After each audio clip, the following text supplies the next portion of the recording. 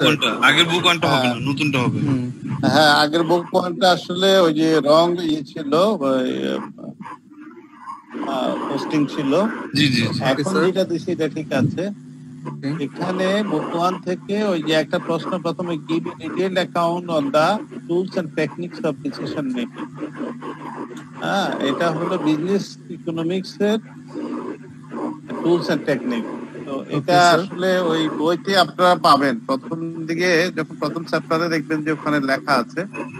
তারপরে ডিমান্ডের উপরে যে কয়টা দেওয়া আছে, ওই ডিমান্ড, তারপরে সাপ্লাই এন্ড কস্ট প্রোডাকশন, এখানে চ্যাপ্টারের নাম দেই নাই, কিন্তু এই জিনিসগুলি বই থেকে দেখে দেখে আপনারা করতে হবে,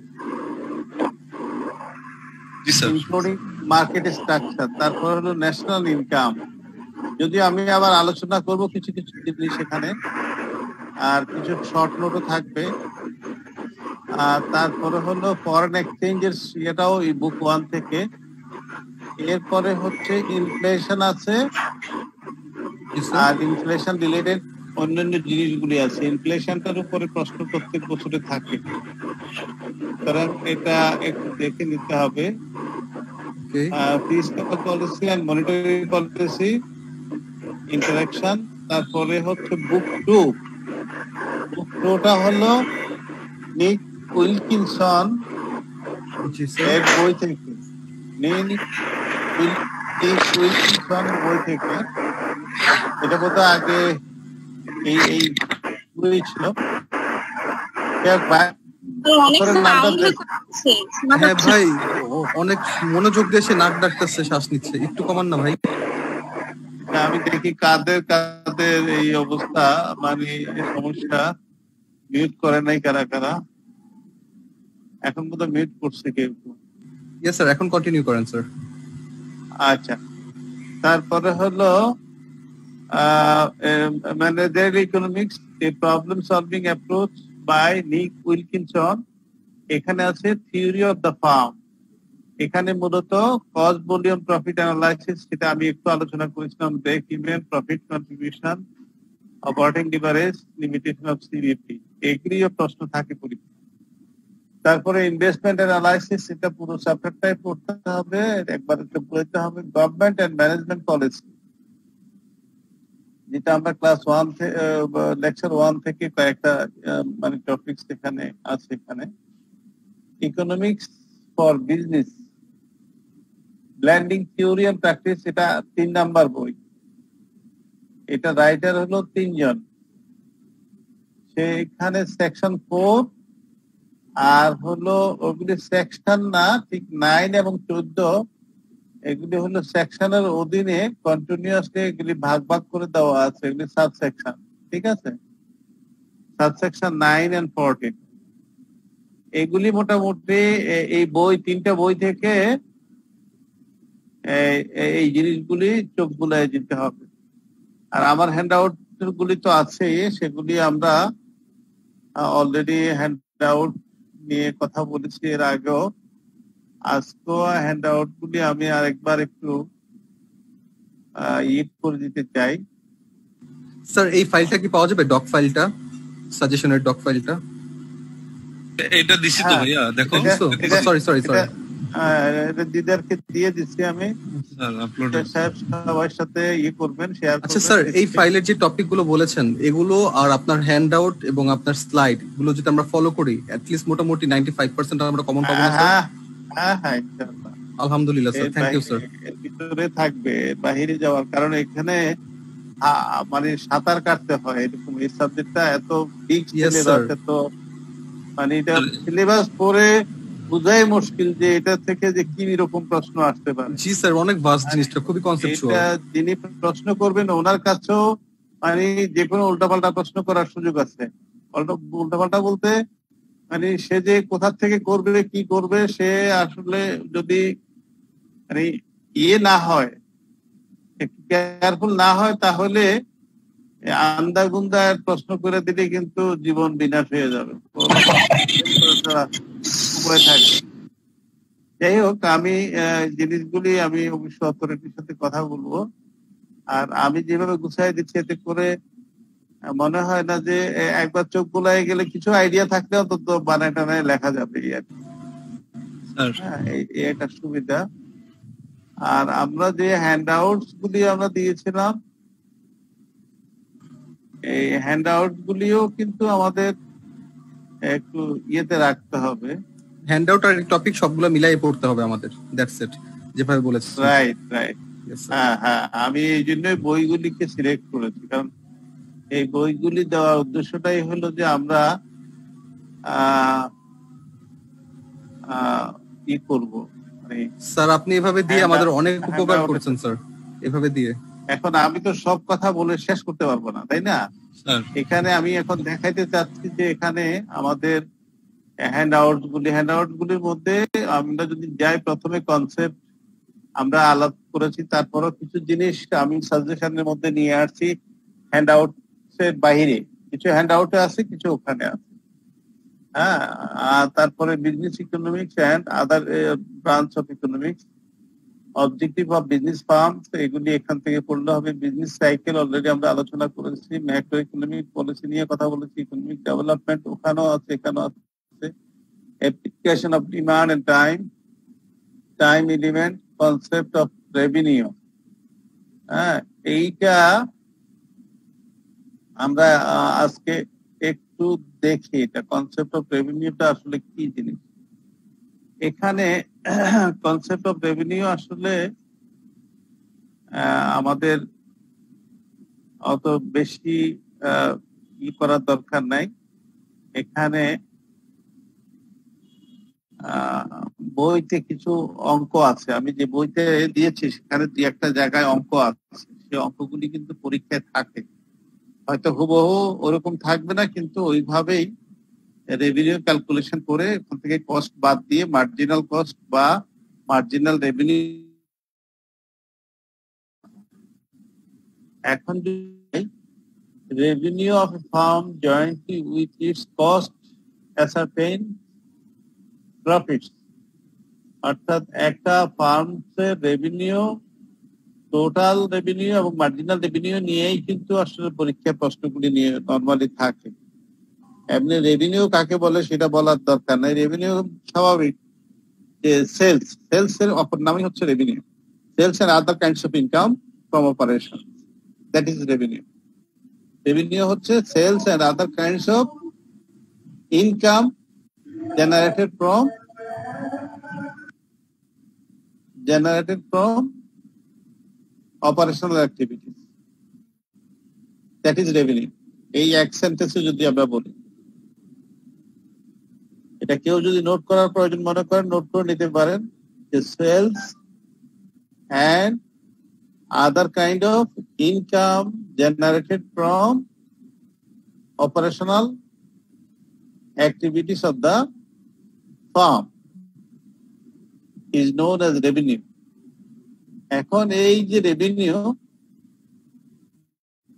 স্যার আরেকবার বলে একটু লিখি স্যার। হ্যাঁ স্যার কাইন্ডলি একটু রিপিট করবেন। revenue refers to the sales and আপনি কি স্ক্রিন খুলে মানে কোনো কিছু শেয়ার করছেন স্যার স্ক্রিনে নাকি স্যার? এটা আর কি না, স্ক্রিনে শেয়ার করে নাই আমি। স্ক্রিনে এই লেখাটা নাই। ওকে স্যার লিখছি স্যার। এই জন্যই আমি বলে দিচ্ছি মুখে। Okay sir. স্ক্রিনে এই লেখাটা নাই, আমি এমনি স্ক্রিন শেয়ার করছি। স্ক্রিন শেয়ার করলাম। জি স্যার।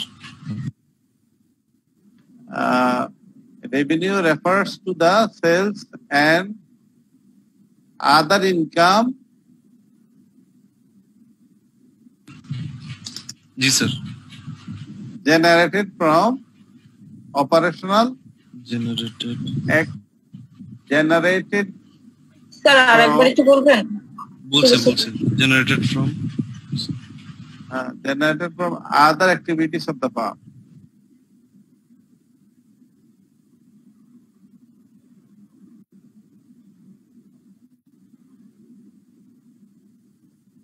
আরেকবার বলি, revenue refers to the sales and income generated from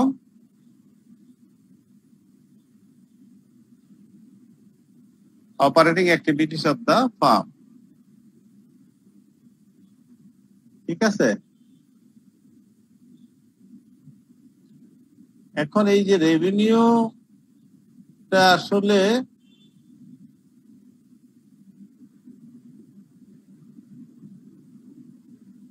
cost এবং রেভিনিউ এই দুইটা থেকে কিন্তু আমরা একসাথে মুনাফাটা বের করি। এখন বলা হচ্ছে এখানে রেভিনিউ যে সংজ্ঞাটা দেওয়া আছে যে revenue denotes to the receipts obtained by a farm the scale of definite quantities of commodity at a various price. আর আমি যেটা দিলাম ওইটা লিখলেও তোমাদের বরং আরো ক্লিয়ার কাট আইডিয়া হবে। আচ্ছা, এরপরে আমরা এখানে দেখতে পাচ্ছি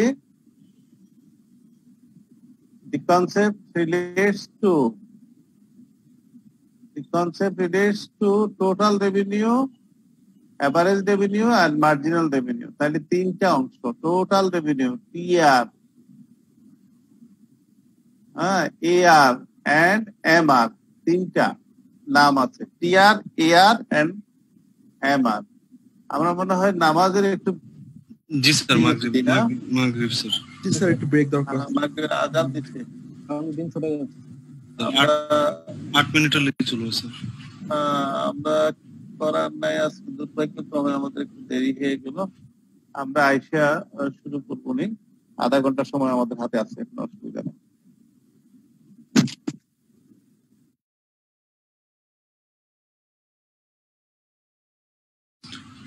সবাই একটু গুগল ড্রাইভটা একটু চেক করে নেন, স্যারের এই নতুন দুটো ফাইল আপলোড করে দেওয়া হয়েছে। ওই বুক 1টাই আবার ডাউনলোড করবেন, আবার ওই ফোল্ডারই আরেকটা ফাইল আপলোড করা আছে। হ্যাঁ ফামি, দেখো। ওকে, শিওর ভাই, নামাজে গেলাম। আচ্ছা।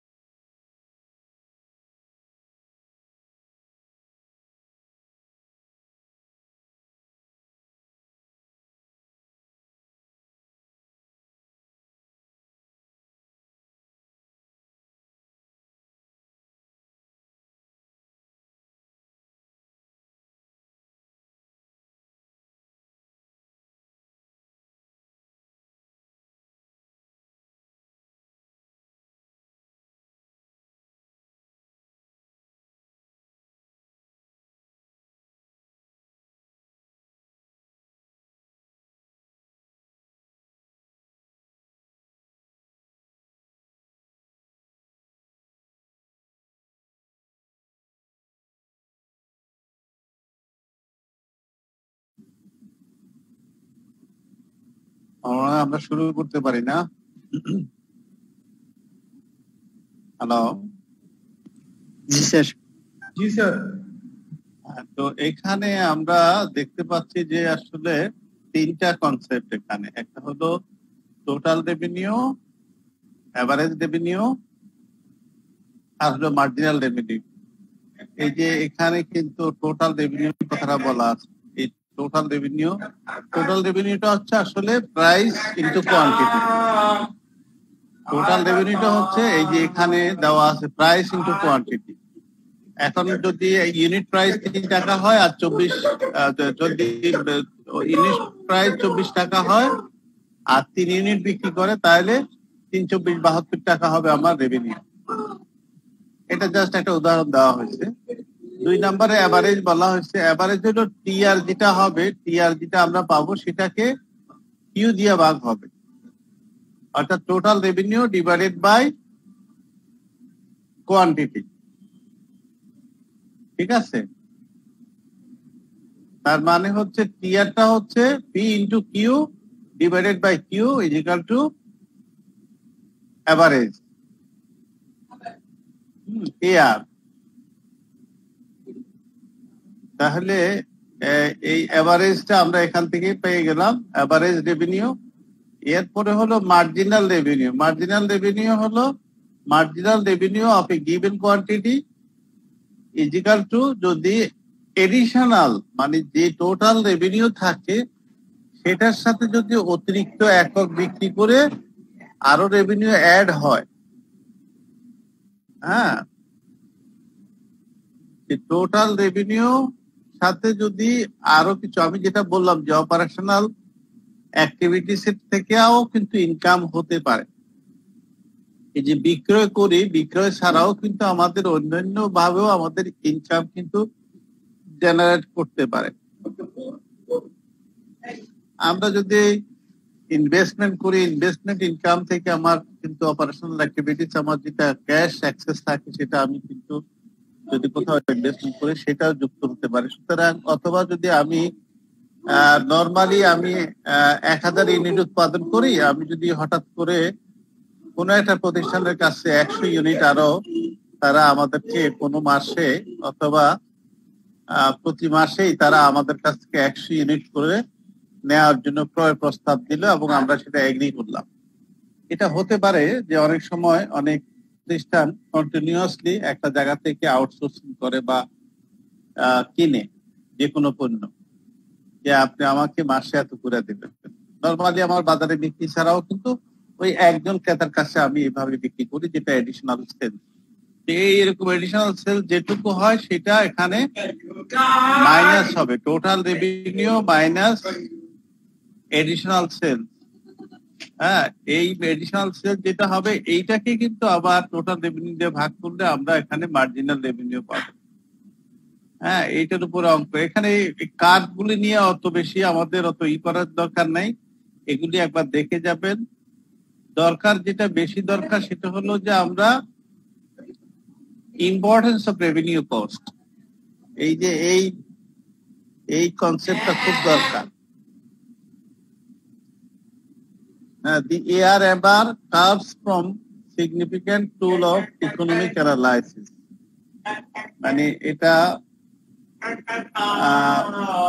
অ্যাভারেজ রেভিনিউ এবং মার্জিনাল রেভিনিউ আসলে ইকোনমিক অ্যানালাইসিসের জন্য খুব দরকার হয়। এটা কি জন্য দরকার হয়? একটা হলো, প্রথম হলো প্রফিট ডিটারমিনেশন, এটা মুনাফা নির্ণায়কের ভূমিকা পালন করে। যে আমি আসলে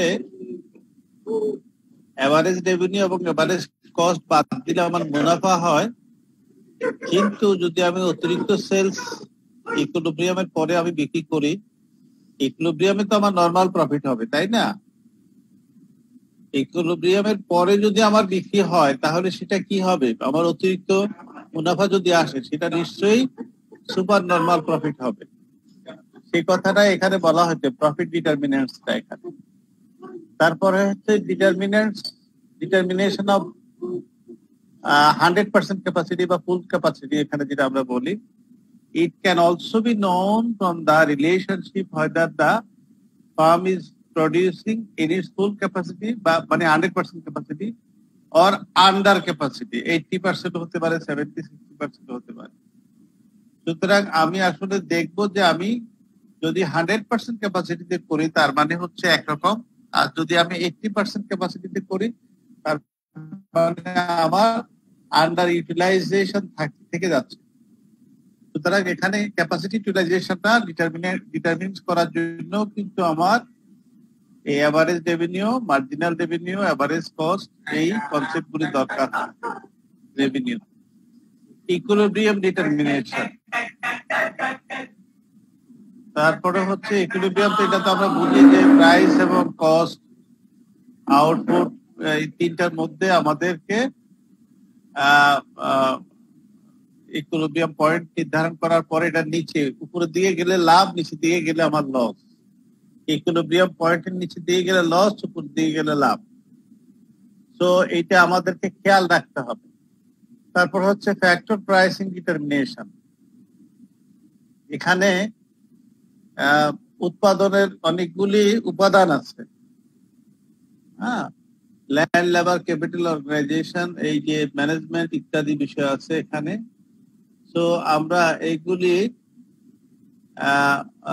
আমরা কি বলে, use of average marginal revenue helps in determining the factors prices. The factor prices, they are inverted U-shape, and the average and marginal revenue, আসলে ফ্যাক্টর প্রাইসটা হচ্ছে কি, ওই যে আমি যেটা বললাম ল্যান্ড, লেবার, ক্যাপিটাল, অর্গানাইজেশন, এটা আমাদের বিভিন্ন ভাবে কন্ট্রিবিউট করার পরে আমরা যে শেপটা কার্ভের পাই, মার্জিনাল রেভিনিউটা, এটা একদম প্রথমে শুরু হয়ে এটা নিচের দিকে আসে, নিচের দিকে এসে আবার ডান দিক থেকে উপরের দিকে উঠে। অর্থাৎ এটার একটা বটম লাইন থাকে, একটা লাইন থাকে যেখানে অপটিমাম লেভেল, তারপরে কিন্তু আবার মার্জিনাল রেভিনিউ কমতে থাকে।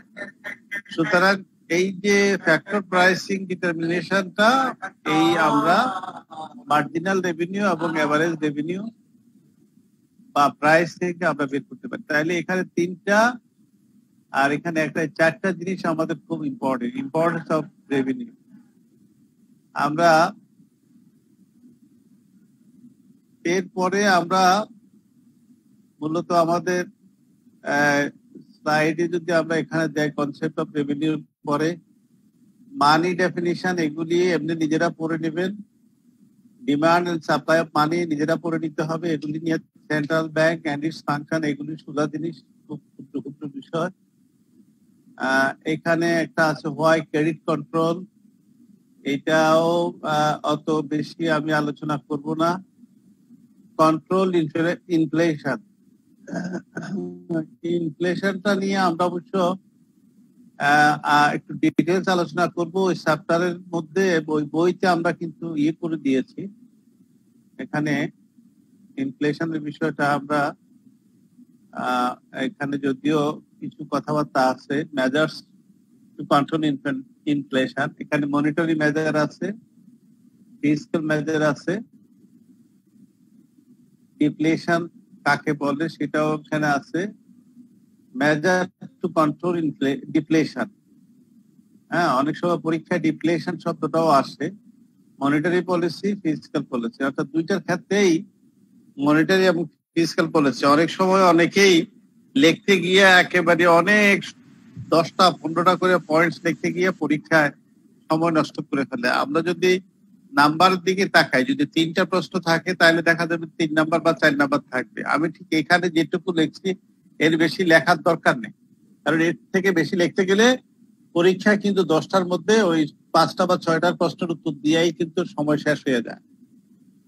তো সেই জন্য সময়ের দিকে খেয়াল রেখে এবং প্রশ্নের দিকে খেয়াল রেখে আনসারের সাইজটা ঠিক করে নিতে হবে এবং কতটুকু লিখতে হবে, যার কারণে এই মডেল হ্যান্ড আউটটা দেওয়া।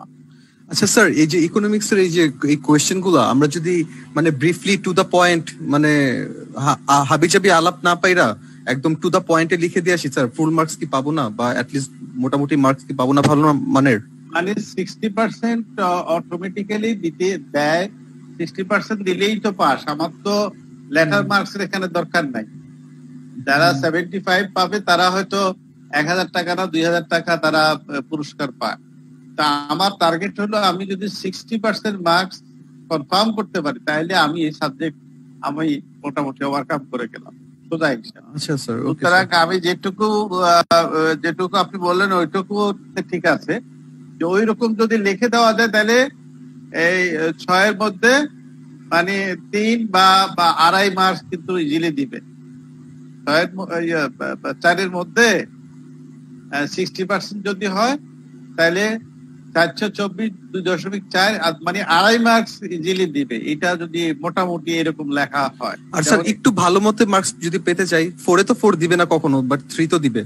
তো ওরকম ভালো মার্কস যদি একটু পেতে চাই তাহলে একটু অ্যাডিশনাল ইনফরমেশন দিতে হবে, তাই তো? অ্যাডিশনাল দিতে হবে। আচ্ছা ঠিক আছে, বুঝতে পারছি। অঙ্কের ক্ষেত্রে নরমালি আমি যেটা করে থাকি, অঙ্কের ক্ষেত্রে আমি পুরোপুরি মার্কস দেই, মানে সামান্য একটু হয়তো কেউ একটা লাইন মাঝখানে মিস করেছে, মানে সে ওই ক্যালকুলেশনটা দেখায় নাই, কিন্তু আমি ধরে নিচ্ছি যে সে মাঝখানের ওইটুকু না দেখাইলেও এটা বোঝা যাচ্ছে যে, যেমন আমরা কিছুদিন আগে এগ্রিগেট সাপ্লাই এন্ড ডিমান্ড বের করলাম, মাঝখানের ওই যে লাইনটুকু কেউ হয়তো ডান দিকে দেখায় দেয় যে তুই ইকুয়েশনটা কিভাবে আসলো বা কি হলো, এটা না দেখাইলেও কিন্তু এই লেভেলে আমি কিন্তু পুরো মার্কসটাই দিয়ে দিই। অর্থাৎ যদি অঙ্কটা 10 নাম্বার থাকে 10 নাম্বারে দিয়ে দিই, একেবারে ভেঙে ভেঙে দেখাইতে হবে এরকম না। Okay sir. আর যদি কেউ ভেঙে ভেঙে দেখায় অয়েল এন্ড গুড, সে তো পাবেই, কিন্তু কেউ ভেঙে না দেখাইলে তাকে নাম্বার কম দেওয়া হবে এরকম মনে করার কোনো কারণ। আচ্ছা স্যার, থ্যাংক ইউ স্যার। এই আর তো আমরা এই জন্য আমার কথা হচ্ছে যে এই স্লাইড গুলি আমাদের একটু খেয়াল রাখতে হবে। কিছু আছে যেমন নিয়ার মানি, ইনসাইড মানি, আউটসাইড মানি, এগুলি জাস্ট একবার চোখ বলে যে এগুলি আসলে নিয়ার মানি বলতে টাকার মতোই আর কি। এই ধরনের ইনসাইড মানি হলো মানে ব্যাংকের মধ্যে যে টাকাটা অলস পড়ে থাকে। আর নিয়ার মানি এই স্লাইডের অর্থ হলো, আমি যদি এটাকে করি, শেয়ারিং করি,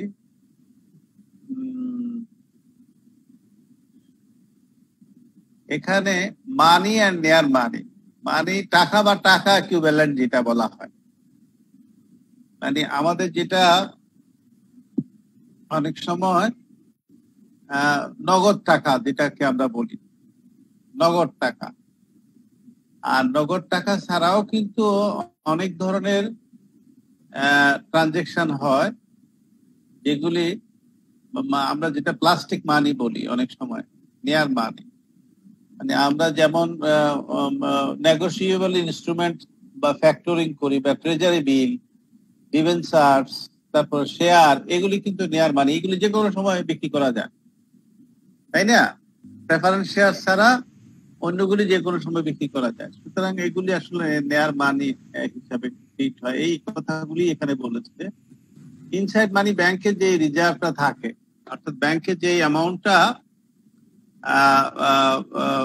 লোন দেওয়ার জন্য যে টাকাটা দেওয়ার কথা, যদি টাকা লোন না দিয়ে ব্যাংকে আইডেল পড়ে থাকে তাহলে এটা ইনসাইড মানি বলে। ইনসাইড মানিকে আবার আদারওয়াইজ বলা হয় money inside the bank is not a money at all, অর্থাৎ যতক্ষণ পর্যন্ত এটা আসলে ইনভেস্টমেন্টে না যাবে। আর আউটসাইড মানি আসলে হলো যেটা ইনভেস্টমেন্ট করা হচ্ছে, এটা এই অর্থে এই জিনিসগুলি এখানে ঘুরে ফিরে লেখা হয়েছে বা অন্যভাবে প্রফেশনাল ল্যাঙ্গুয়েজে বলা হয়েছে। আমি জাস্ট একদম সোজা ভাষায় বলে দিলাম। তো এই জিনিসগুলি আমাদের এরপরে আবার আমাদের এখানে credit creation by commercial bank, এটা খুব গুরুত্বপূর্ণ না। মার্কেট স্ট্রাকচার তো ওখানে বই থেকে আমি বলে দিচ্ছি, ওখান থেকে পড়তে হবে। প্রাইসিং আন্ডার পারফেক্ট কম্পিটিশন, এইটা একটু ইম্পর্টেন্ট, এটা অনেক সময় পরীক্ষা থাকে। এটা হলো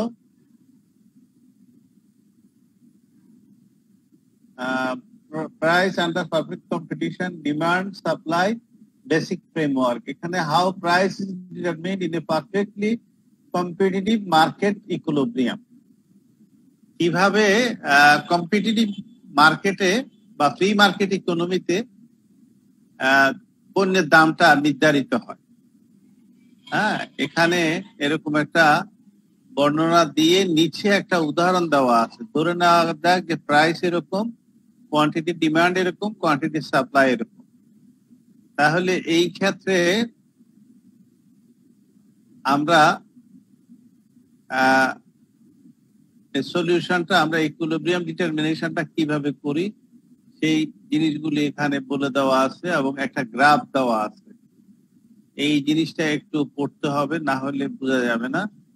এখানে খুব এত কম সময়ের মধ্যে নিজেরা না পড়লে কিন্তু বোঝা যাবে না। অর্থাৎ এখানে যে জিনিসটা বোঝানো হচ্ছে যে যখন এক্সেস সাপ্লাই থাকে তখন কিন্তু মার্কেটেই তৈরি করে যে না, এটা এক্সেস সাপ্লাই থাকার কারণে এই জায়গাটায় খেয়াল করতেছে এক্সেস সাপ্লাই আছে। আমরা ধরে নিচ্ছি প্রথমে 100 টাকা দাম একটা ইউনিটের।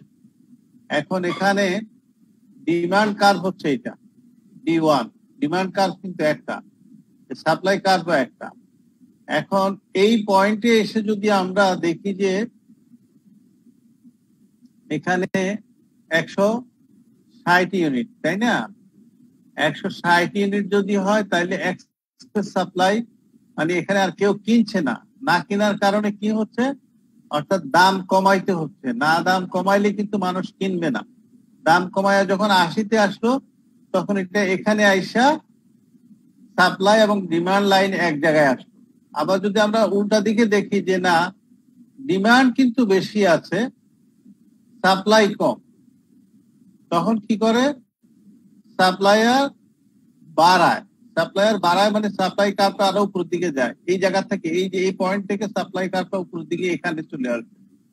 অর্থাৎ এখানে দাম হলো 60 টাকা, যদি 80 টাকা হয় তাহলে সাপ্লায়াররা সাপ্লাই বাড়াইয়া দেয়। তার মানে ডিমান্ড হলো 100 টাকা থেকে যখন কমতে থাকে আর তখন ডিমান্ড বাড়তে থাকে, আর যখন 60 টাকা থেকে দাম বাড়তে থাকে তখন সাপ্লাই বাড়তে থাকে। তাহলে ডিমান্ড তো বাড়ে, সাপ্লাইও এখানে সাপ্লাইও কমে আর এখানেও ডিমান্ড কমে। সুতরাং ডিমান্ড কমে, সাপ্লাই কমে, একটা দুইটা এক জায়গায় যায়, দেওয়ার পরে সেখানে কিন্তু কোয়ান্টিটি এবং প্রাইস এই দুইটা নির্ধারিত হয়। তো এখানে এই সলিউশনটাই দেখানো হয়েছে, এখানে অঙ্কটা করে দেখানো হয়েছে। আমরা যদি পরীক্ষায় শুধু যে এই শিডিউলটা দিয়ে দেই তাহলে ইকুইলিব্রিয়াম পয়েন্ট দেখানোর জন্য এই গ্রাফটা আঁকতে হতে পারে। এখানে কিন্তু একদম ক্লিয়ারলি বলে দেওয়া আছে যে 80 ইউনিট হলে ডিমান্ড এবং সাপ্লাই সমান 120 এটাকে জাস্ট একটা কার্ভে একে দেখায় দেওয়া। হাউ প্রাইস ইজ ডিটারমিন্ড, যদি পরীক্ষায় কেউ পুরোপুরি নাম্বার পেতে চায় তাহলে ওই যে উপরের লেখাটুকু দিয়া এই টেবিলটাকে দিয়া একটা কার্ভ এঁকে দিলেই একদম পুরো মার্কস 10-এ 5-এ 5 বা 6-এ 6 নাম্বার। পরীক্ষায় একেবারে একটা নাম্বারও কম দেওয়ার কোনো সুযোগ নেই। আচ্ছা স্যার, এরকম টাইপের ম্যাথ মানে আই মিন পরীক্ষার মধ্যে কতটুকু মার্কস অ্যাটেইন করে 100-এ? মানে কয়টা আসতে পারে? 60% ম্যাথ নাকি 40% ম্যাথ? এই না, ম্যাথ আসলে এটা তো ম্যাথ না, এটা তো হলো থিওরি। থিওরির মধ্যেই ম্যাথটা ঢুকাই দিয়া হয়তো মানে আনসারটা দেওয়া। এটা নরমালি এখন পর্যন্ত এই সাবজেক্টটাতে ম্যাথ গত কয়েক বছরের পরীক্ষায় ম্যাথ দেওয়া হয় নাই, কিন্তু সামনে যে দুই একটা ছোটখাটো ম্যাথ দেওয়া হবে না এরকম না, কিছু কিছু ম্যাথ হয়তো আমরা দিয়ে দিব। না স্যার, আমি বলতে চাচ্ছিলাম যে এখন ওই যে অঙ্কের মতো কাঁচা মার্কস এর কোশ্চেন আসে মানে কত পার্সেন্ট, যেগুলো লিখলে ফুল মার্কস পাওয়ার সম্ভাবনা থাকে? ওইটাই বলছি, এখন পর্যন্ত ওরকম 40% নরমালি দেওয়ার কথা ম্যাথ, এখন পর্যন্ত ওই অঙ্ক দেওয়া হয় নাই। কত আসে না, কিন্তু ছোট ছোট আসে, মার্ক তো কম এগুলার। হ্যাঁ, মার্কস তো কম, ছোট ছোট আছে, দুই একটা হয়তো 3 মার্ক বা 4 মার্ক 5 মার্ক, ম্যাক্সিমাম 5 মার্ক। কারণ একটা প্রশ্ন থাকে 10 মার্ক, তো 10টা প্রশ্ন দিতে হয়। জি স্যার, ম্যাক্সিমাম 10টা প্রশ্ন। এটা এই জন্য ওই অঙ্কটা দিতে গেলে, একটা অঙ্ক কিন্তু দিতে গেলে ওই প্রশ্নে কিন্তু দুইটা অংশ রাখা যায় না, একটা অংশই রাখতে হয়। আর একটা অংশ রাখলে খুব ছোট একটা ম্যাথ দেওয়া, যেমন অপরচুনিটি কস্ট নির্ধারণ। যেরকম আমরা অপরচুনিটি কস্ট একটা উদাহরণ দিলাম, যে একজন লোক তার নিজের ব্যবসায় 12 লক্ষ টাকা খাটাইলো, সে 12,50,000 টাকা লাভ করলো। সে যদি অন্য কোথাও তার শ্রম বিক্রি করতো তাহলে 45 লক্ষ টাকা তার বছরে ইনকাম হতো। এই ক্ষেত্রে অ্যাকাউন্টিং প্রফিট এবং ইকোনমিক প্রফিট ক্যালকুলেশন এইটা যদি হয় তাহলে হয়তো একটা 5 মার্কসের একটা অঙ্ক থাকতে পারে। ইকোনমিক প্রফিটটা কি, এখান থেকে ইকোনমিক প্রফিট অ্যাসার্টেইন করার জন্য নির্দেশনা দেওয়া হলো। তো সেরকম আর কি, এরকম ছোট একটা অঙ্ক থাকতে পারে যদি থাকে ওরকম। আচ্ছা স্যার, থ্যাংক ইউ স্যার। অথবা একটা মিনি কেস থাকতে পারে। আমি চেষ্টা করব সামনের দিকে, আমরা যে মক টেস্টে যখন করব তখন দুই একটা মিনি কেসের আমরা দেখব। আমি যেই ওইগুলি থেকে করেছি। জি স্যার, মেনশন করেছেন। হ্যাঁ, মিনি কেস কিছু মেনশন করেছেন। হ্যাঁ, কিছু কিছু জায়গায় কিন্তু মিনি কেস আছে। জি স্যার, জায়গায় মিনি কেস আছে। ওই মিনি কেসগুলিকে আরো মিনি আকারে, মানে ছোট আকারে আমি করে দিতে চাই। যেমন হয়তো একটা জায়গায় আছে, সেখানে কিন্তু বিভিন্ন গাড়ি বিক্রয়ের একটা উদাহরণ দেওয়া আছে। You will find it. গাড়ি বিক্রয়ের ক্ষেত্রে আসলে মাইক্রো ইকোনমিক এবং ম্যাক্রো ইকোনমিক ইমপ্লিকেশনসটা কি হলো। তো সেই ম্যাক্রো এবং মাইক্রো ইকোনমিক ইমপ্লিকেশনস দেখাইতে গিয়ে যে কোনো একটা পণ্য হইতে পারে, এটা শুধু গাড়ি এরকম না, এটা কিন্তু সিগারেটও হতে পারে। সিগারেট ফর এক্সাম্পল, সিগারেটের মাইক্রো এবং ম্যাক্রো ইকোনমিক ইমপ্লিকেশনস অফ মানে ইম্পোজিং ট্যাক্স অন সিগারেট, এটার উপরে একটা মিনি কেস হতে পারে। যে সরকার কি করলো, যে ধূমপান বিষপান, ধূমপানে ক্ষতিকর, তারপর আবার ট্যাক্সও বসায় দিল। এখন সরকার একদিকে বিজ্ঞাপন দিয়ে মানুষকে ধূমপানে বিরত থাকার জন্য আহ্বান জানাচ্ছে, আবার ওইদিকে ট্যাক্সও বাড়ায় দিচ্ছে। ডিমান্ড কমে যাবে। ট্যাক্স বাড়ায় দেওয়ার কারণে গভর্নমেন্টের রেভিনিউ বাড়তেছে, ঠিক আছে, জি স্যার, কিন্তু ডিমান্ড তো কমে যাবে। কারণ কিছু লোক সিগারেট খাওয়া ছেড়ে দেবে, আবার কিছু লোক আছে বেশি দাম হওয়ার কারণে তার এবিলিটি থাকবে না সে ওই সিগারেটটা কিনার। তাহলে হলো কি, যেটা হয়, যেমন বিটিসি বা এক সময় বাংলাদেশের সবচেয়ে হাইয়েস্ট ট্যাক্স পেয়ার ছিল বাংলাদেশ টোবাকো কোম্পানি। পরবর্তীতে এই যে এই সমস্ত গভর্নমেন্ট একদিকে ডাক্তাররা গেলেই বলে যে আপনাকে সিগারেট খাওয়া ছেড়ে দিয়ে তারপর আমার কাছে আসতে হবে। হ্যাঁ, যেমন কোভিড এর সময় বলা হয় যারা স্মোক করে তাদের জন্য রিস্ক বেশি। এই সমস্ত কারণে হয় কি, গভর্নমেন্টের কিন্তু একদিকে রেভিনিউ দরকার, এখন যে সমস্ত দেশ অনেক সময় কোন প্রোডাক্টের উপরে খুব বেশি নির্ভরশীল, যেমন ইউরোপিয়ান কান্ট্রিজ গুলি কিন্তু গাড়ির ব্যবসায় তাদের লাভ বেশি। হ্যাঁ, ওখানে উদাহরণ দেখবেন যে ম্যাক্সিমাম গাড়ির বক্স ওয়াগন থেকে শুরু করে যত রকমের গাড়ি আছে, প্রাডো বা নতুন বিএমডব্লিউ, এই সমস্ত গাড়ি এগুলি নিয়ে, এবং এইসব উদাহরণ তখন দেয়। তাহলে ওই এখানে মাইক্রো বলতে বোঝানো হচ্ছে যে সরকারের রেভিনিউ কমে যাচ্ছে একদিকে, আবার হলো যে প্রতিষ্ঠান, সে প্রতিষ্ঠানের কিন্তু মুনাফাও কমে যাচ্ছে, আবার অনেক সময় কর্মচারী ছাঁটাই করতে হচ্ছে। কারণ বিক্রির পরিমাণ যদি কমে যায় তাহলে প্রোডাকশন তো কমাইতে হবে, তাই না? বলিও প্রোডাকশন কমে যাবে। এটা তো মাইক্রো ইকোনমিক্স এর মানে কনটেক্সটে তখন মাইক্রো কনটেক্সটে চলে আসবে। এটা ম্যাক্রো কনটেক্সটও আছে, মাইক্রো কনটেক্সটও আছে, এরকম আর কি। মানে খুব ইন্টারেস্টিং বিষয় হলো কেসগুলি পড়লে একটু ভালো ধারণা পাওয়া যাবে, এবং এগুলি কিন্তু কাজে লাগে। কেউ যদি হায়ার স্টাডিতে যায়, কেউ যদি মনে করে এসএসসি পড়বে, কেউ সিনিয়র পরীক্ষা দিবে ভবিষ্যতে, দেখা গেল যে এখানকার লার্নিংটা ওখানেও কাজে লাগে। এই জন্য দেখা যায় অনেকেই 4-5টা ডিগ্রি পর নিয়ে নিতেছে, খালি ডিগ্রি নিতেই আছে, পরীক্ষা দিতে পাস। আসলে একটা জায়গায় ভালো করে পড়াশোনা করলে সব জায়গায় কাজে লাগে। এই আর তো আমরা এখন এই যে আমার কথা হচ্ছে আমাদের স্লাইড গুলি আমরা এভাবে কাজে লাগাবো। এইটাও একটা খুব ইন্টারেস্টিং প্রফিট প্রাইস পলিসি। এখানে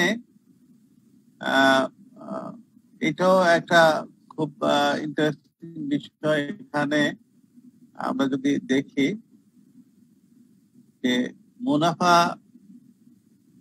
জন্য মূল্য নীতি, এখানে দুই রকম বিষয় আছে, একটা হলো সরকারি প্রতিষ্ঠান আর একটা বেসরকারি প্রতিষ্ঠান।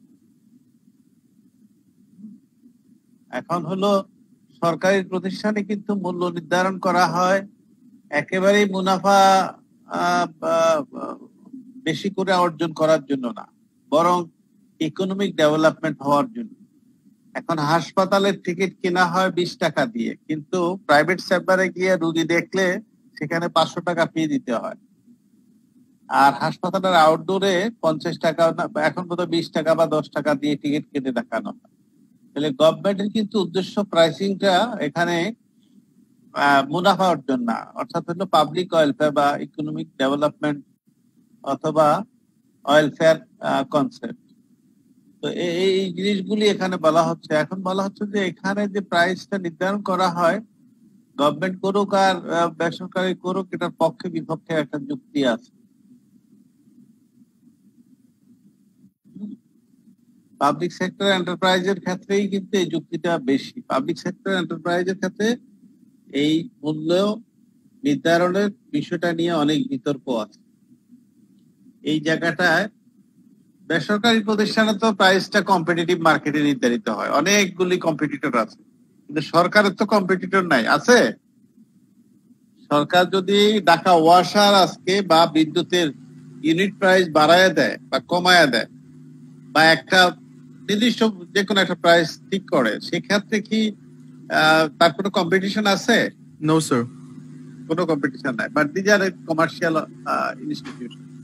বিদ্যুৎ বিভাগ বলি, অথবা ওই যে ওয়াসা বলি, তিতাস বলি, বাখরাবাদ বলি, আমরা গ্যাস বলি, যাই বলি না কেন, গ্যাস, বিদ্যুৎ, পানি, তারপরে এই ধরনের ক্ষেত্রে সরকারের যে সমস্ত এন্টারপ্রাইজেস গুলি আছে, ইভেন টিসিবির কথাও যদি বলি আমরা, টিসিবি তো কিন্তু একটা প্রাইস ওরা নির্ধারণ করে। টিসিবির প্রাইসটা কি মার্কেট প্রাইসের সাথে কোনোদিন এক হয়? টিসিবি যে চিনি, তেল, তারপরে যা দাদা বিক্রি করে, ইভেন ওএমএস যেটা ওপেন মার্কেট সেলস যেটা হয়,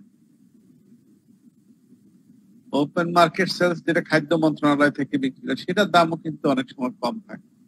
এইটা নিয়েই আসলে এই স্লাইডটার মূল কথাটা, যে আসলে এই প্রাইসিং পলিসিটা কতটুকু যৌক্তিক এবং এই প্রাইসে বিক্রি করাটা কেন করা হয়, এটার পক্ষে যুক্তিটা কি, আর্গুমেন্টস।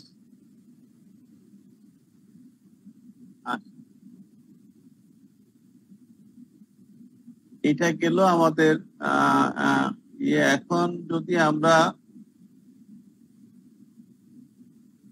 আরো দিয়ে একটা স্লাইড দেখি। এখানে পাবলিক আন্ডারটেকিং অলরেডি বলে ফেলছি। ইন্টারেস্ট রেট আমাদের ওখানে ব্যালেন্স অফ পেমেন্ট আগে বলা হয়েছে, ফিসক্যাল এন্ড মনিটারি পলিসি এটা দেখতে হবে, ন্যাশনাল ইনকাম অ্যাকাউন্টিং দেখতে হবে, এই 25টা। আমরা একটু ইয়েতে যেতে চাচ্ছি,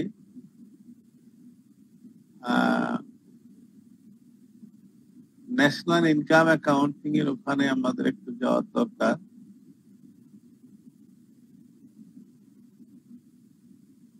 এটা আমি পরে আপনাদের সাথে আমি শেয়ার করব।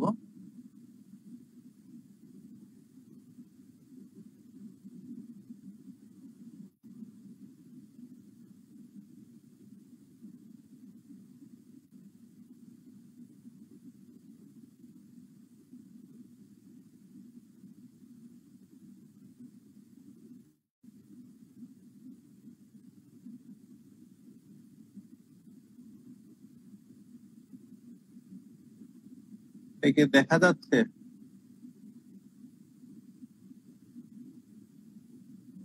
স্লাইডটা দেখা যাচ্ছে গণভবন সংসদ ভবন? আচ্ছা জি স্যার দেখা যাচ্ছে। আচ্ছা, এখানে মূলত বলা হচ্ছে যে গভর্নমেন্ট একটা বাজেট সংসদে উপস্থাপন করে। এই যে বাজেট যেটা করে, গভর্নমেন্টের দুইটা আর্থিক নীতির একটি হচ্ছে ফিসক্যাল পলিসি। এই যে মনিটারি পলিসিটা যেটা, সেটা বাংলাদেশ ব্যাংক করে, আর ফিসক্যাল পলিসিটা করে সরকারের জাতীয় সংসদ। জাতীয় সংসদ কিভাবে করে? বাজেটের মধ্য দিয়ে। বাজেটে কি থাকে? দুইটা অংশ থাকে। একটা অংশ থাকে রেভিনিউ এক্সপেন্ডিচার, আর একটা থাকে রেভিনিউ ইনকাম। রেভিনিউ এক্সপেন্ডিচার যেটা, এটা উন্নয়নের জন্য হতে পারে, এটা অনুন্নয়নের জন্য হতে পারে। অনুন্নয়ন বলতে আসলে আমরা এই বেতন ভাতা প্লাস চলমান যে সমস্ত কার্যক্রম, অফিসের এই যে সমস্ত বিল টিল দেওয়া হয়, এগুলি অফিসের যে ছোটখাটো কেনাকাটা, এগুলি।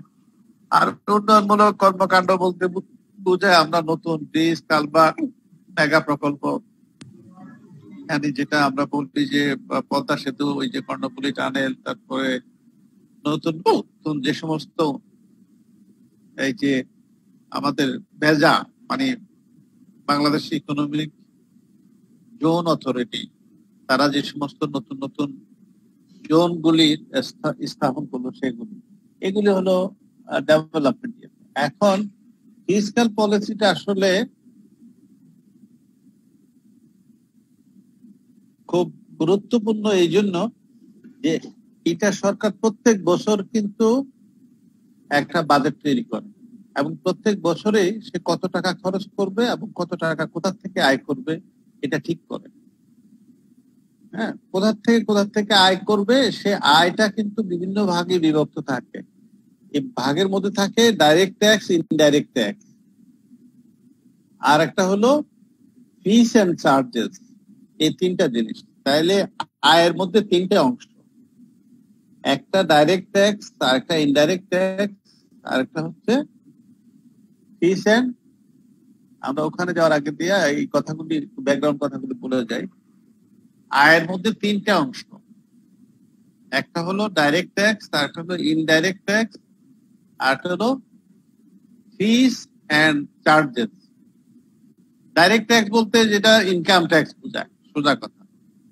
আর ইনডাইরেক্ট ট্যাক্স বলতে বোঝানো হয় এই যে যত রকমের ভ্যাট, তারপরে excise duty, import duty, export duty, তারপরে আমাদের এই কর্পোরেট প্রফিটের উপরে যে সমস্ত ট্যাক্স, এগুলি হচ্ছে ইনডাইরেক্ট ট্যাক্স। ঠিক আছে? আর ফিস এন্ড চার্জেস বলতে বোঝানো হয় যেমন কোর্ট ফি দিতে হয়, রেজিস্ট্রেশন করলে ফি দিতে হয়, পাসপোর্ট করলে ফি দিতে হয়, তারপর সরকারের যে সমস্ত সেবাগুলি নেওয়ার জন্য দরকার হয়, বিশেষ বিশেষ সেবার জন্য বিশেষ বিশেষ ধরনের সার্ভিস ফি দিয়ে তারপরে সেখান থেকে সে সেবাগুলো দিতে হয়। যেমন বিআরটিএ, এখানে ট্যাক্সও নেয়, আবার এখানে ওই যে গাড়ির লাইসেন্স ফিও নেয়, ইত্যাদি ইত্যাদি। এইগুলি হলো ফিজ অ্যান্ড ট্যাক্স চার্জেস। এখানে বলা হয় যে এই যে ফিসক্যাল পলিসিটা বলা হয় এখানে দুই রকমের, একটা হলো ডিসক্রিশনারি আর একটা হলো নন ডিসক্রিশনারি। যে ডিসক্রিশনারিটা কি, এর মধ্যে আর কোনো মানে এই যে সরকার ইচ্ছা করলে এটা পরিবর্তন করতে পারে, হ্যাঁ। আর নন ডিসক্রিশনারি যখন হয় তখন সরকার এখানে আর কোনো রকমের পরিবর্তন করতে পারে না, যা নির্ধারণ করে সেটাই, একবার ঠিক করে দিলে সেটাই চলে। যেমন রেজিস্ট্রেশন ফি যদি বছরে সংসদে ঠিক করে যায় যে এটা এরকম হবে, তাহলে এটা সারা বছর ধরে কিন্তু আর এটা চেঞ্জ করা যায়, এটার জন্য কোনো এসআরও জারি করা যায়। কিন্তু কিছু কিছু জায়গায় আবার চেঞ্জ করতে পারে, যে ভ্যাট ট্যাক্সের ক্ষেত্রে বা অন্যান্য ক্ষেত্রে আমরা দেখছি যে মাঝে মাঝে এসআরও জারি করে। এসআরও মানে হলো স্পেশাল রেগুলেটরি অর্ডার। এইটাকে বিশেষ বিধিবদ্ধ আদেশ দ্বারা এটা জাতীয় সংসদ এনবিআর কে দিয়ে দেয়, তখন এনবিআর এই কাজটা করে। এখন আমরা যেটা দেখি সেটা হলো যে এই যে সার্কুলার ফ্লো অফ ইনকাম, এটা কিন্তু আমি ন্যাশনাল ইনকাম অ্যাকাউন্টিং যখন পড়াবো সেখানেও আসবে। It's very interesting. এখানে আসলে শুরুটা হয় আমাদের তিনটা পক্ষকে নিয়ে। তিনটা পক্ষ কে কে? একটা হচ্ছে এখানে লেখা আছে ফার্ম, মানে বেসরকারি, প্রাইভেট সেক্টর। এটা হলো গভর্নমেন্ট, এখানে সরকার। আর এখানে হলো যারা সাধারণ ভোক্তা, নাগরিক বা হাউস হোল্ড। এখন মূলত হাউস হোল্ড হচ্ছে কেন্দ্রবিন্দু, কারণ বেসরকারি প্রতিষ্ঠান যা উৎপাদন করে এটা টার্গেট করে কাদের জন্য? টার্গেট করে আলটিমেটলি জন্য, যারা ভোগ করবে, ভোক্তাদের জন্য, তাই না? ক্রেতাদের জন্য, যারা আলটিমেট ইউজার তাদের জন্য। এটা রাস্তাঘাট হোক অথবা 7 আপ হোক অথবা যাই কিছু হোক না কেন। আমাদের সময় বোধহয় আমরা এক্সিড করে ফেলছি 4 মিনিট। যাই হোক, আমি এটা মোটামুটি আলাপ করেই একটু শেষ করে দেব। আর তাহলে ফার্ম উৎপাদন করে এই ভোক্তাদের জন্য, গভর্নমেন্টও খরচ করে কিন্তু এই মানুষগুলির জন্য, তারা রাস্তাঘাট দিয়ে হাঁটবে, তারা সুখে থাকবে, ইত্যাদি ইত্যাদি। তাহলে এই যে ভোক্তা, এই যে হাউস হোল্ড লোকেরা, এরা কিন্তু যা রোজগার করে, আয় রোজগার তাদের যাই থাক না কেন, তারা কিন্তু দুই ভাগে তাদের টাকাটা বিভক্ত হয়ে যায়। একটা হয়ে যায় তাদের এই যে খরচপাতি, কনজাম্পশন, এটা ছেলে মেয়ের লেখাপড়া থেকে শুরু করে নিজের জামা কাপড়টা, বাজার ঘাট করা, যা কিছু কনজাম্পশনটা হয়। আর একটা হলো তারা যদি সেভিংস করে, তাদের মধ্যে তো সব লোকে, আর একজন ব্যবসায়ী কিন্তু একদিকে হাউস হোল্ড, আরেকদিকে কিন্তু সে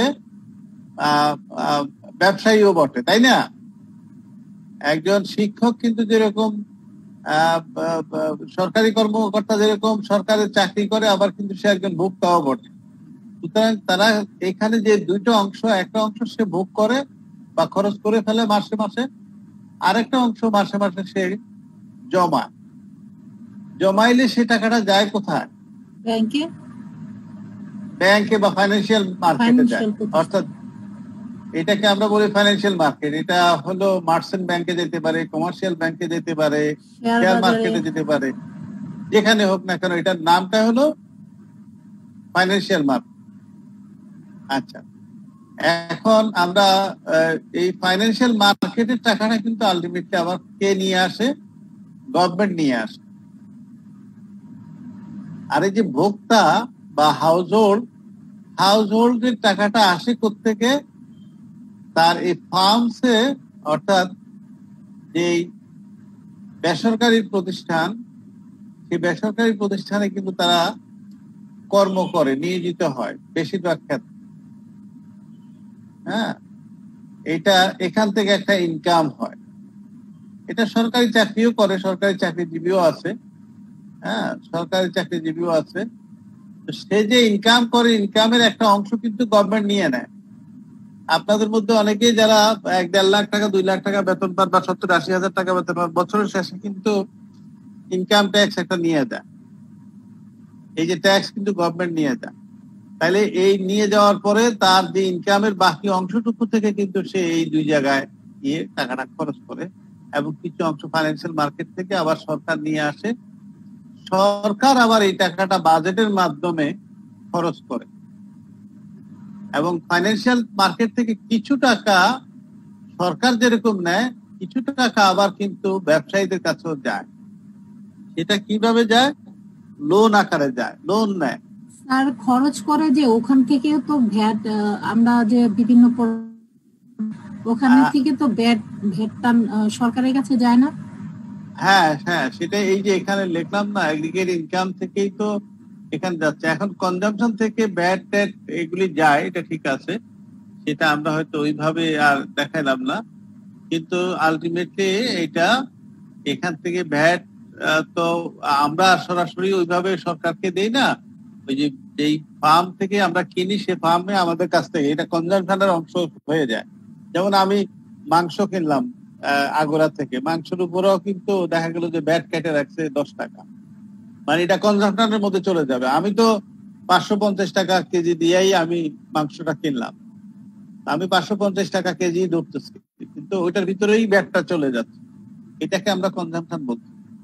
তাইলে এখানে আসলে আলটিমেটলি একটা ইকুয়েশন দাঁড়ায়, অর্থাৎ রাষ্ট্রে একটা এগ্রিগেট, এখানে প্ল্যান্ড এগ্রিগেট এক্সপেন্ডিচার থাকে। এগ্রিগেট এক্সপেন্ডিচারটা এটার মধ্যে কি থাকে? Consumption plus income plus government spending, consumption plus investment plus government spending. এই হচ্ছে গভর্নমেন্ট কিছু খরচ করে, ব্যবসায়ীরা ইনভেস্টমেন্ট করে, আর ইন্ডিভিজুয়াল ব্যক্তি সে কনজিউম করে। এই তিনটা মিলে হচ্ছে এগ্রিগেট এক্সপেন্ডিচার। আর এই এগ্রিগেট এক্সপেন্ডিচার থেকে কিন্তু এগ্রিগেট আউটপুটটা তৈরি হয়, যেটাকে ওয়াই দিয়ে ডেনোট করা হয়। এখানে যে সিআই মানে কি ইনভেস্টমেন্ট? আই মানে ইনভেস্টমেন্ট। স্যার এটা তাহলে এক্সপেন্ডিচার কিভাবে? এটা এইখানে এই যে ইনভেস্টমেন্ট, এখানে এই অ্যারোটা দিয়ে বোঝানো হচ্ছে প্ল্যান ইনভেস্টমেন্ট। প্ল্যান ইনভেস্টমেন্ট, এই গভর্নমেন্ট স্পেন্ডিংটা এখানে জি দিয়ে বোঝানো হচ্ছে, ঠিক আছে? কনজাম্পশনটা এখানে সি দিয়ে বোঝানো হচ্ছে। তার মানে সি, জি আর আই, এই তিনটা জিনিস আমাদের জন্য খুব ইম্পর্টেন্ট। এখানে টি আছে, টি আর ওয়াই আছে, এখানে কিন্তু অলরেডি ইকুয়েশনটা এখানে হয়ে গেছে, এগুলি দরকার হয় না। এখানে আই, জি এবং সি, এই তিনটা জিনিস এখানে এগ্রিগেট এক্সপেন্ডিচার হয়। স্যার আই বলতে তো এটা হলো, এটা এক্সপেন্ডিচার কিভাবে? এটা আমি একটু বিনিয়োগ করলে আচ্ছা বিনিয়োগ করলাম, এটাকে আমরা এগ্রিগেট এক্সপেন্ডিচার বলছি কেন? অর্থাৎ এই জায়গাটাই ইন্টারেস্টিং, ইউ আর রাইট, যে হাউ আসলে এটা হচ্ছে একটা দেশে ন্যাশনাল ইনকাম অ্যাকাউন্টিং করতে গেলে, এটা কিন্তু আমরা সার্কুলার ফ্লো অফ ইনকাম কিন্তু কোনো হাউস হোল্ডের বের করে নেই, এটা আমরা বের করেছি রাষ্ট্রের ম্যাক্রো ইকোনমিক ন্যাশনাল, তাই না? এখন রাষ্ট্র টোটাল এক্সপেন্ডিচার যখন বের করে, তখন হলো ব্যবসায়ীরা কত ইনভেস্টমেন্ট করলো, কত লোকে কত টাকা খরচ করে তার সংসার চালাইলো, আর সরকার কি কি কাজ করলো, এই সবকিছু মিলে হচ্ছে আমার একটা অর্থ বছরের টোটাল এক্সপেন্ডিচার বা টোটাল স্পেন্ডিং। ব্যক্তি বিশেষ কত করলো, এখন ব্যবসায়ীরা ইনভেস্টমেন্ট করছে, তার মানে হলো ব্যবসায়ীরা এই টাকাটা রাষ্ট্রের জন্য খরচ করেছে, রাষ্ট্রের জনগণকে কোনো পণ্য বা সেবা দেওয়ার জন্যই তারা এই টাকাটা খরচ করেছে। ব্যবসায়ীর জন্য এটা খরচ না? বিনিয়োগটা কি? ব্যবসায় প্রাইমারি হ্যাঁ। খরচ। প্রাইমারি খরচ, রাইট। ব্যবসায়ীদের জন্য এটা হচ্ছে খরচ, লাভ তো না। ইনভেস্টমেন্ট থেকে যদি সারপ্লাস কিছু হয় তাহলে সেটা লাভ, কিন্তু ব্যবসায়ীর জন্য তো সে এখন 100 কোটি টাকা দিয়ে একটা কারখানা করছে, মেশিনারিজ থেকে শুরু করে বিল্ডিং, এটা সেটা, কর্মচারী নিয়োগ সবকিছু মিলে ইনভেস্টমেন্টটাই তো তার জন্য খরচ। তারপরে আস্তে আস্তে সে কয়েক বছর মিলে আসে, ইনভেস্টমেন্টটাও উঠায় এবং সেখান থেকে লাভটাও।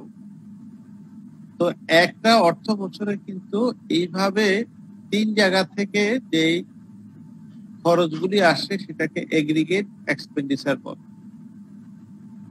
তাহলে এখানে 3টা পক্ষ আছে, একটা হলো সরকার, একটা হলো হাউস হোল্ড, একটা হচ্ছে ফার্ম, এবং এর পাশে আরেকটা ক্যাটালিস্ট হিসাবে যেটা কাজ করে ফাইন্যান্সিয়াল মার্কেট।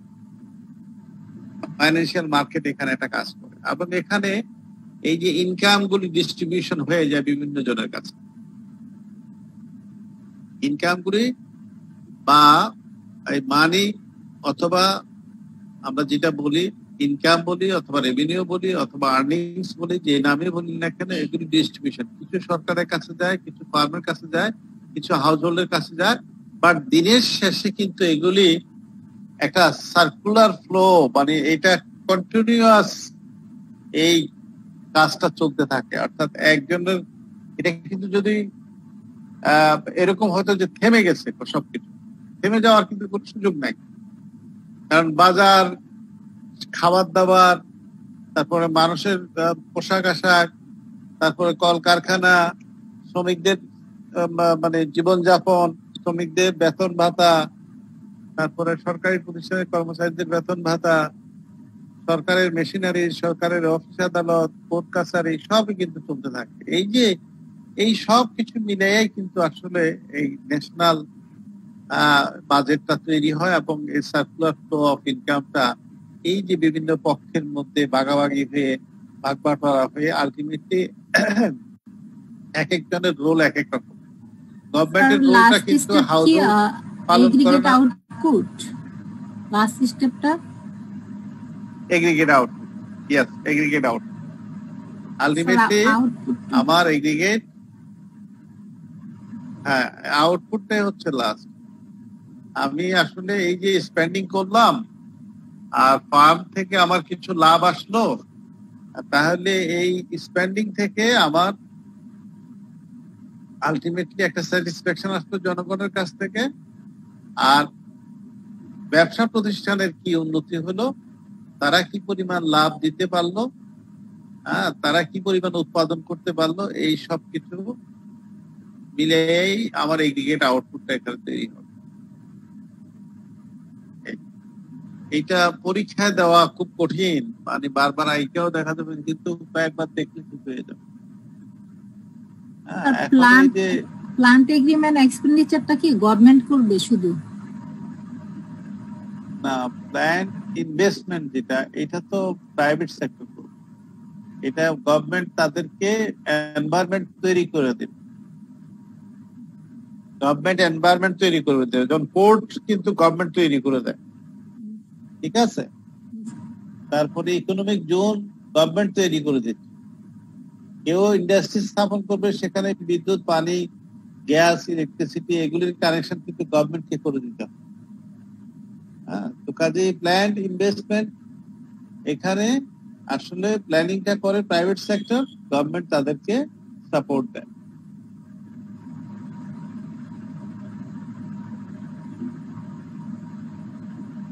তারপরে এখানে অনেকগুলি প্রশ্নের অবতারণা করা হচ্ছে, ফিসক্যাল পলিসি রিলেটেড বিভিন্ন রকমের প্রশ্ন, এগুলি আমরা হয়তো উত্তর একটা একটা করে। এখন আসলে এই যে আমরা বাজেট বানাই, বাজেটের জন্য আসলে মূলত মূল উদ্দেশ্যটা কি, বা এই যে যেটা বলি যে ইনকাম এবং এক্সপেন্ডিচার, একটা তো হলো যে আমরা একটা ডিসিপ্লিন রক্ষা করা, আর্থিক ডিসিপ্লিন রক্ষা করা। আমরা সারপ্লাস তৈরি করতে হবে, আমাদের পাবলিক লোন যেটা, এটা কমাইতে হবে, আমরা সাস্টেইনেবল গ্রোথ দিতে হবে 4 নম্বরে। 5 নম্বরে বলা হচ্ছে supporting struggle against inflation, inflation যাতে আমাদেরকে আমাদের টাকার মূল্য কমায়া না দেয়, আমাদের জিনিসের দাম বাড়ায় না দেয়, এটার এগেনস্টে আমাদেরকে সাপোর্ট দিয়ে স্ট্রাগল করতে হবে। এস্টাবলিশিং এ ট্যাক্সিং সিস্টেম, মানে ট্যাক্সেশন সিস্টেম, ভালো একটা কর নীতিমালা বা কর পদ্ধতি চালু করা, যাতে করে মানুষ করও দেয়, করের বিনিময়ে সুবিধাটাও পায়। ট্যাক্স দিল বেনিফিট পাইলো না, তাইলে মানুষ ট্যাক্স দেওয়ার ক্ষেত্রে আগ্রহী হবে না, অথবা ট্যাক্স ভাগে দেওয়ার চেষ্টা করবে যদি গলত থাকে। তারপরে বলা হচ্ছে 7 নম্বরে supporting growth and employment policy. এটা অবশ্যই গ্রোথ বলতে সরকারি এবং বেসরকারি দুই ক্ষেত্রে, এবং একটা ভালো কর্মসংস্থান নীতি থাকতে হবে। কর্মসংস্থান খুবই জরুরি দরকার। কর্মসংস্থান না হলে তো বিয়ে শাদী করা যায় না, সংসারে শুরু করা যায় না, ছেলে মেয়ের লেখাপড়া করা যায় না। আলটিমেটলি বেকারত্ব কিন্তু বিশাল একটা অভিশাপের মধ্যে যখন চলে যায়, তখন কোনো কিছুই হয় না। দেরিতে এখন নর্মালি এখন তো অনেকেই দেখি আমি যে 30 বছর 32 বছর গিয়ে তারপরে চাকরি পায়, সরকারি চাকরি। তো আগে কিন্তু সিএসপি বা পাকিস্তান আমলের বা আমরা যখন চাকরিতে ঢুকেছি, অনেকেই কিন্তু 22-23 বছরে কিন্তু সরকারি চাকরিতে ঢুকেছে। মানে 25 বছরের মধ্যেই অনেকেই সরকারি চাকরিতে ঢুকে গেছে বা বেসরকারি চাকরিতে ঢুকে গেছে। এখন কিন্তু জব মার্কেট ভালো না হওয়ার কারণে দেরি হচ্ছে। দেরি হওয়া মানেই হলো তার যেই কর্মের ক্ষমতা, সেটা কিন্তু আমরা সঠিকভাবে কাজে লাগাতে পারছি না। একটা লোক যখন 25 বছর থেকে আস্তে আস্তে 30 বছরে যায়, তখন কিন্তু বয়সের কারণেও কিন্তু তার কার্যক্ষমতা ক্ষতিগ্রস্ত হয়, তার ফ্যামিলি লাইফ শুরু করতে দেরি হয়। এবং অনেকেরই দেখেছে এখন কিন্তু অনেক চাকরিজীবী মেয়েদেরকেও আমি দেখেছি 30-এর পরে 32 বা 33 বছর বয়সে গিয়ে বিয়ে শাদী হয়। তো এরপরে কিন্তু অনেকগুলি সমস্যাও হয়। সমস্যা বলতে মানে হয় তার উপযুক্ত আরেকটা ছেলে পাওয়া, অথবা তার বাচ্চা কাচ্চা মানুষ করা, অথবা তার কিছু সেভিংস তৈরি করা, ইত্যাদি ইত্যাদি নানান কারণে। ফ্যামিলির তো অনেক রকমের দরকার হয়, এই সমস্ত কারণে হয়তো। সুতরাং একটা ভালো পলিসি যদি থাকে এমপ্লয়মেন্টের, যে তাড়াতাড়ি ইউনিভার্সিটি থেকে বের হবে এবং কর্মের বাজারটা মানে শ্রম বাজারটা খুব সুন্দর থাকবে, সেখানে সে এমপ্লয়মেন্টের সুযোগ পাবে। তার আর্লি স্টার্ট শুরু করলে সে তার সেভিংসটাও ভালো হবে এবং তার কর্মের অভিজ্ঞতা আস্তে আস্তে বাড়বে। 8 নম্বরে রিডিউসিং আনরেজিস্টার্ড ইকোনমি, অর্থাৎ যে দেশে আন্ডারগ্রাউন্ড ইকোনমি যত বেশি বড়, সেখানে কিন্তু আসলে সুফল পাওয়া যায় না। সেখানে কিন্তু অনেকে ট্যাক্স দেয় না, অনেকেই নিয়ম কানুনের মধ্যে আসে না, অনেকেই হোয়াইট মানির চেয়ে ব্ল্যাক মানির মধ্যে ডুবে থাকে বেশি। সেই জন্য আনরেজিস্টার্ড ইকোনমিটাকে যত কমানো যায়, এটাই হলো ফিসক্যাল পলিসির নিয়ম। তারপরে বলা হচ্ছে completing reforms activities in public financial management, যে সরকারের যে সমস্ত এই যে বাজেট ম্যানেজমেন্ট সিস্টেম আছে, বাজেট ম্যানেজমেন্ট সিস্টেমের মধ্যে আসলে যদি কোনো গলত থাকে, সরকারের টাকা পয়সা কিন্তু ব্যাহত হয়ে যাওয়ার সম্ভাবনা থাকে, মিসইউজ হওয়ার সম্ভাবনা থাকে, মিসম্যানেজমেন্ট, মিসঅ্যাপ্রোপ্রিয়েশন হয়ে যায়, মানে অডিট আপত্তি হয় যে অনেক টাকা এইভাবে ইয়ে হয়েছে। যেমন কেনাকাটার অনেক রকমের মূল্য দেখা গেল যে 3 জনে পার্টিসিপেট করছে, এখন 3টা টেন্ডারের মধ্যে 3 জনেরই এমন রকম দরদাম দিচ্ছে, 3বার করে টেন্ডার করছে, এখন ওই কাজই করা যাচ্ছে না। মানে দাম এত বেশি, টাকা এত ধরছে, পরে দেখা যাচ্ছে এটা দাম কি বলে টেন্ডারের প্রাইস বাড়ায় দিতে হচ্ছে। আমাদের যে পদ্মা সেতুর কথাই বলি, এটা তো বিশাল। এইটা কিন্তু কয়েক গুণ ইনিশিয়ালি যত 1000 কোটি টাকা এটা ধরা হয়েছে, এটা এখন প্রায় 3 গুণেরও বেশি টাকা খরচ করে তারপরে এই পদ্মা ব্রিজ করতে হচ্ছে। তার মানে হচ্ছে এই কমপ্লিশনটা যদি ফাইন্যান্সিয়াল রিফর্মসটা যদি ঠিক মতো না হয়, অর্থাৎ টাইমলি যদি কাজটা ঠিক মতো না করা হয়, তাহলে কস্ট এসকালেশন বা কস্ট বেড়ে যায়। এই সমস্ত বিষয়গুলি কিন্তু ফাইন্যান্সিয়াল। কারণ হলো যে পদ্মা সেতুটা তো অ্যানুয়াল বাজেট, ডেভেলপমেন্ট বাজেট থেকে টাকাটা দেওয়া। তো আমরা এই পর্যন্তই থাকুক, এরপরে এটা আরেকদিন আমরা এখানে ইয়ে করব। এটা আপনারা একটু দেখে নিন। আমরা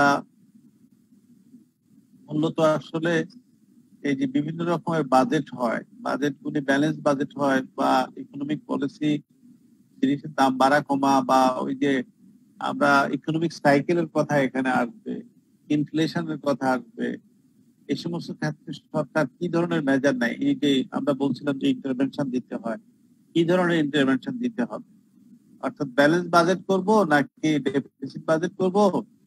এই সমস্ত জায়গাগুলিতে ডেফিসিট বাজেটের সুবিধা কি আছে, সারপ্লাস বাজেটের সুবিধা কি এবং ব্যালেন্স বাজেটের সুবিধা কি, এগুলি নিয়ে আমরা সামনের দিকে আরো করব, আলোচনা করব। তো আজকে এইটুকু থাকুক, আমরা পরে কথা বলবো, সময় শেষ। আমরা এই স্লাইডটা কি দেয়া আছে? স্লাইডটা দেয়া নাই, স্লাইডটা আমি শেয়ার করে দেবো দিদারুলকে, এটা নিয়ে আমরা নেক্সট ক্লাসে কথা বলবো। আমি আজকেই এখনই শেয়ার করে দিচ্ছি ইয়েতে। জি স্যার। দিদারুলের মেইলে দিয়ে দিচ্ছি, ওখান থেকে। Okay sir, thank you. Thank you sir. আসসালামু আলাইকুম। আসসালামু আলাইকুম। আসসালামু আলাইকুম স্যার। আসসালামু আলাইকুম। ওয়ালাইকুম আসসালাম।